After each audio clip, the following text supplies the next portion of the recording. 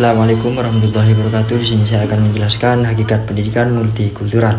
Hakikat pendidikan multikultural pada hakikatnya adalah merupakan suatu sikap dalam memandang keunikan manusia dengan tanpa membedakan ras, budaya, jenis kelamin, seks, kondisi jasmaniah atau status ekonomi seseorang. Pendidikan multikultural merupakan strategi pendidikan yang memanfaatkan keberagaman latar belakang kebudayaan dari para peserta didik sebagai salah satu kekuatan untuk membentuk sikap multikultural. Pembelajaran pendidikan multikultural didasarkan pada gagasan filosofis tentang kebebasan, keadilan, kesederajatan, dan perlindungan terhadap hak-hak manusia. Hakikat pendidikan multikultural mempersiapkan seluruh siswa untuk bekerja secara aktif menuju kesamaan struktur dalam organisasi dan lembaga sekolah. Pendidikan multikultural merupakan respon terhadap perkembangan keragaman populasi sekolah sebagaimana tuntunan persamaan hak bagi setiap kelompok. Dalam dimensi lain, pendidikan multikultural merupakan pengembangan kurikulum dan aktivitas pendidikan untuk memasuki berbagai pandangan sejarah prestasi siswa. Melalui pembelajaran multikultural, subjek belajar dapat mencapai kesuksesan dalam mengurangi prasangka dan diskriminasi sebagaimana yang tertera dalam Undang-Undang Sistem Pendidikan Nasional Undang-Undang Sisdiknas Nomor 20 Tahun 2003 mengatur tentang pendidikan multikultural dalam beberapa pasal. 1. Pasal 4 Undang-Undang Sisdiknas A. Pendidikan diselenggarakan secara demokratis dan berkeadilan serta tidak diskriminatif dengan menjunjung tinggi hak asasi manusia.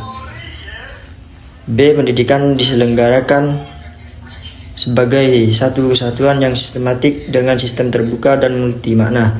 C. Pendidikan diselenggarakan sebagai suatu proses pembudayaan dan pemberdayaan peserta didik yang berlangsung sepanjang hayat. D. Pendidikan diselenggarakan dengan memberi keteladanan, membangun kemauan, dan mengembangkan dan kreativitas. E. Pendidikan diselenggarakan dengan mengembangkan budaya membaca. F. Pendidikan diselenggarakan dengan memberdayakan semua komponen masyarakat melalui peran serta dalam penyelenggaraan dan pengendalian mutu layanan pendidikan. Demikian, Undang-Undang Sisdiknas Nomor 20 Tahun 2003 menekankan pentingnya pendidikan yang demokratis, berkeadilan, tidak diskriminatif, dan menghargai keberagaman budaya dan agama. Assalamualaikum warahmatullahi wabarakatuh. Assalamualaikum warahmatullahi wabarakatuh. Saya di sini akan melanjutkan pembahasan dari rekan saya, yaitu pembicara pertama yang mana telah menjelaskan tentang apa itu pendidikan multikultural. Nah, di sini saya akan menjelaskan tentang tujuan dan konsep pendidikan multikultural dalam Undang-Undang Sisdiknas. Jadi, pendidikan multikultural merupakan salah satu konsep yang sangat penting dalam Undang-Undang Sistem Pendidikan Nasional Nomor 20 Tahun 2003 di Indonesia. Konsep ini didasarkan pada prinsip-prinsip demokratis, keadilan, penghargaan terhadap keanekaragaman budaya. Berikut adalah penjelasan lebih lanjut tentang konsep pendidikan multikultural dalam Undang-Undang Sisdiknas, termasuk tujuan, prinsip, implementasinya dalam sistem pendidikan di Indonesia. Yang pertama itu tujuan. Tujuan utama dari pendidikan multikultural adalah untuk menanamkan sikap simpatik, respek, apresiasi, dan empati terhadap penganut agama dan budaya yang berbeda. Pendidikan multikultural bertujuan untuk memfasilitasi pengalaman belajar yang memungkinkan peserta didik mencapai potensi maksimal sebagai pelajar dan sebagai pribadi yang aktif dan memiliki kepekaan sosial tinggi di tingkat nasional maupun global, serta mewujudkan sebuah bangsa yang kuat, maju, adil, makmur, dan sejahtera tanpa perbedaan etnik, ras, agama, dan budaya. Prinsip pendidikan multikultural dalam Undang-Undang Sisdiknas. Dalam prosesnya, pendidikan multikultural tidak dijalani begitu saja tanpa ada prinsip yang mengiringnya. Untuk menyusun program pendidikan multikultural, terdapat 3 prinsip yang harus diperhatikan, khususnya oleh para pengajar. Di antaranya, yang pertama yaitu pendidikan multikultural didasarkan pada pedagogik baru, yaitu pedagogik yang berdasarkan kesetaraan manusia atau equality pedagogy. Yang kedua yaitu pendidikan multikultural ditujukan pada terwujudnya manusia yang berbudaya. Yang ketiga yaitu prinsip globalisasi budaya, yaitu globalisasi kebudayaan ditandai dengan pesatnya kemajuan teknologi, produk multinasional dan perluasan budaya populer. Ketiga prinsip tersebut tentu bisa dikembangkan dalam hal pengimplementasian pendidikan multikultural di sekolah. Seperti yang dalam prinsip pertama, prinsip yang didasarkan pada kesetaraan manusia bisa dilakukan dengan cara memberikan hak yang sama kepada siswa maupun warga sekolah lain dalam menggunakan fasilitas sekolah dan juga hak untuk mendapat perlakuan yang sama. Perlu diingat di sini bahwa guru akan sangat berperan penting dalam terwujudnya pengembangan prinsip ini, karena guru akan menjadi orang pertama yang dijadikan sebagai teladan atau contoh bagi siswa-siswa yang ada, termasuk dalam mewujudkan kesetaraan manusia.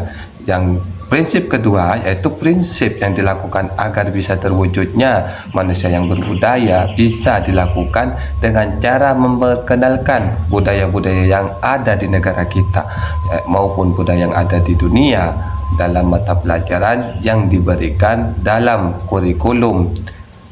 Dengan begitu, pengetahuan siswa tentang kebudayaan akan semakin luas. Dan yang terakhir, yang mana prinsip globalisasi budaya, yaitu bisa dilakukan dengan cara melakukan pengenalan budaya-budaya populer oleh guru kepada siswa, sehingga siswa mengetahui bahwa dunia ini sangat beragam dan keberagaman itu bukan hal yang buruk. Selanjutnya itu penerapan. Jadi pendidikan multikultural dapat diterapkan di dunia pendidikan melalui berbagai cara. Yang pertama dalam multikulturalisme dalam kurikulum, yaitu pengenalan ragam kultur atau budaya yang merupakan langkah pertama yang perlu dilakukan ketika hendak mengajarkan nilai-nilai multikulturalisme. Sebagaimana dikemukakan di atas, kultur di sini meliputi berbagai aspek sosial manusia yang membentuk identitasnya seperti etnis, ras, dan agama.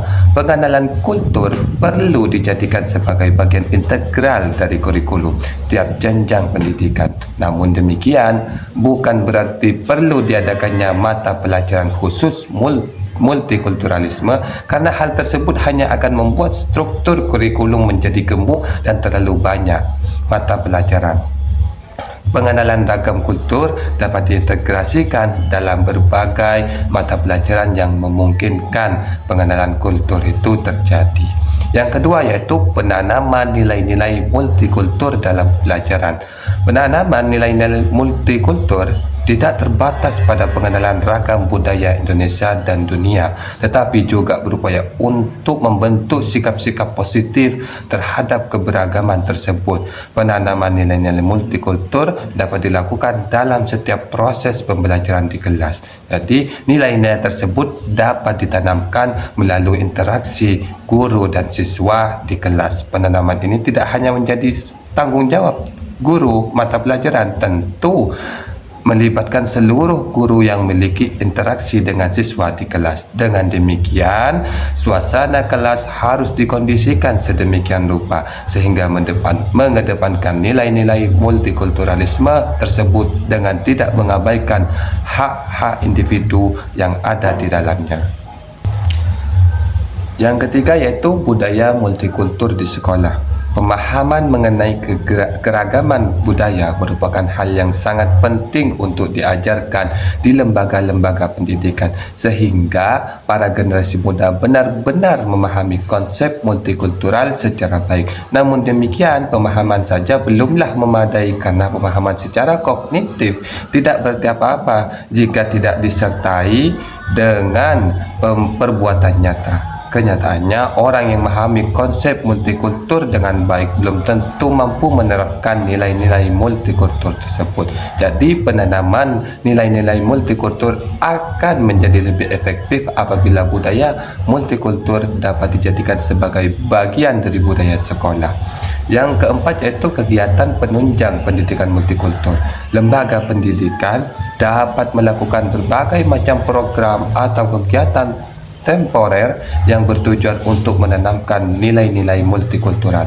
Kegiatan-kegiatan tersebut dapat berupa kegiatan yang secara spesifik mengusung tema multikultural atau kegiatan dengan tema tertentu yang diselenggarakan secara multikultural. Misalnya, lembaga-lembaga pendidikan menyelenggarakan kegiatan kunjungan ke tempat-tempat yang dapat mendukung terwujudnya pendidikan multikultural tersebut, seperti mengunjungi museum, rumah ibadah agama, dan lain sebagainya.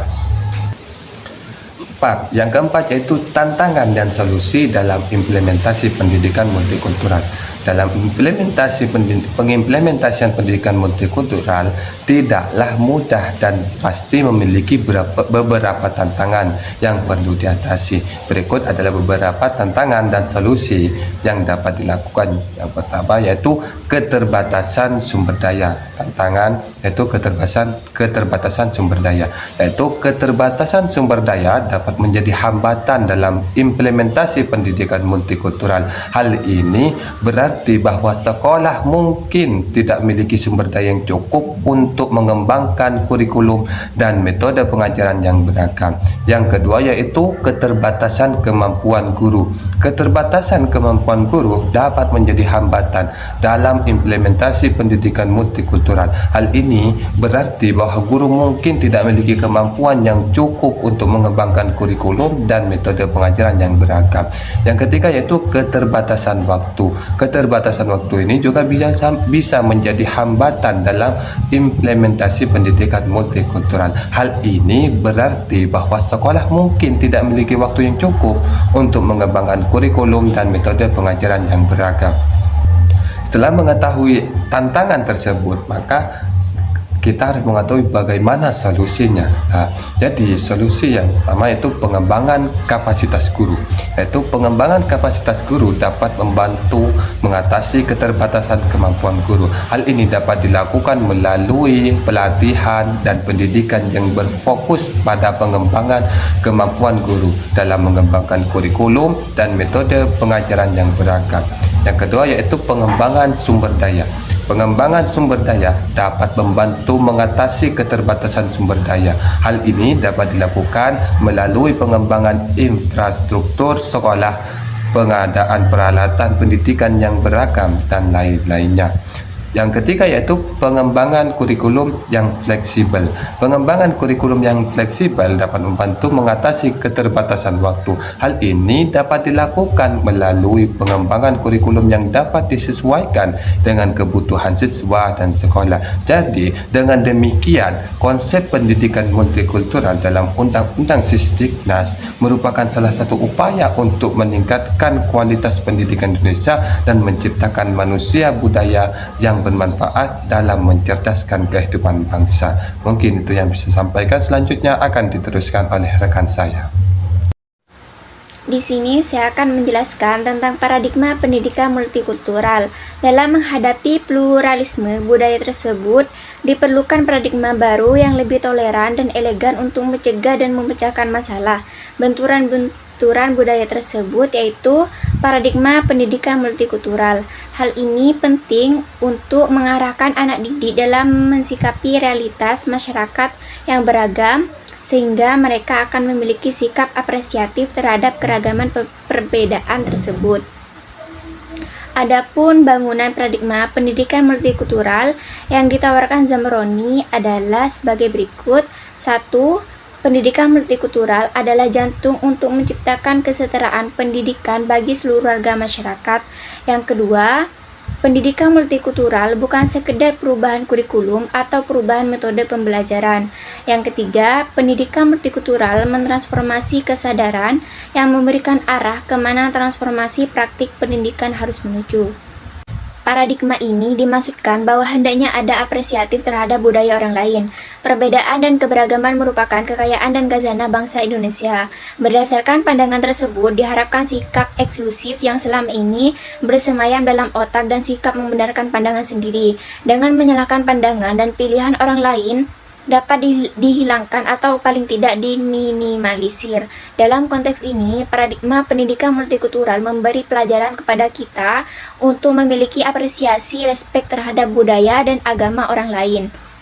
Paradigma pendidikan multikulturalisme sangat bermanfaat untuk membangun kohesivitas, soliditas, dan intimitas di antara keragamannya, etnik, ras, agama, dan budaya.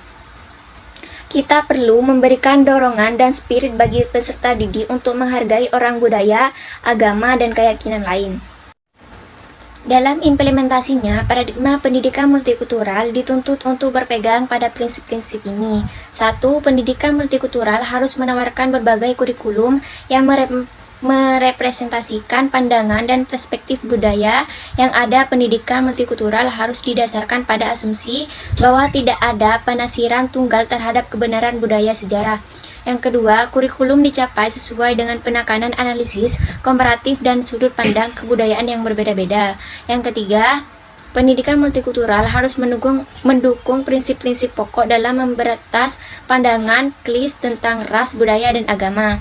Yang ketiga, pendidikan multikultural mencerminkan keseimbangan antara pemahaman, persamaan, dan perbedaan budaya, dan mendorong individu untuk mempertahankan dan memperluas wawasan budaya dan kebudayaannya mereka sendiri.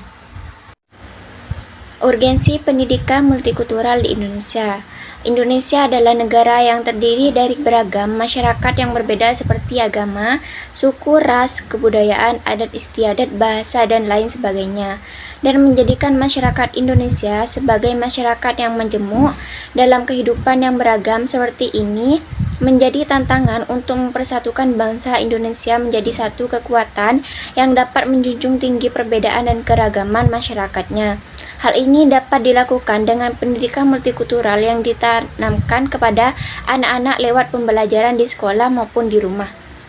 Ada beberapa alasan utama urgensinya pendidikan multikultural.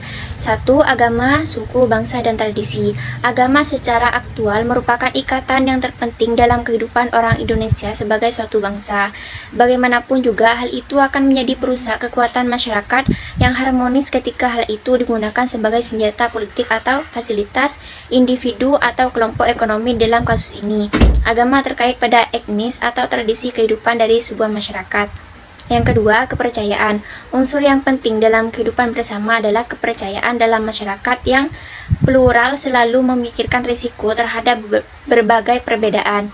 Munculnya risiko dari kecurigaan atau ketakutan atau ketidakkepercayaan terhadap orang lain dapat juga timbul ketika tidak ada komunikasi di dalam masyarakat atau plural.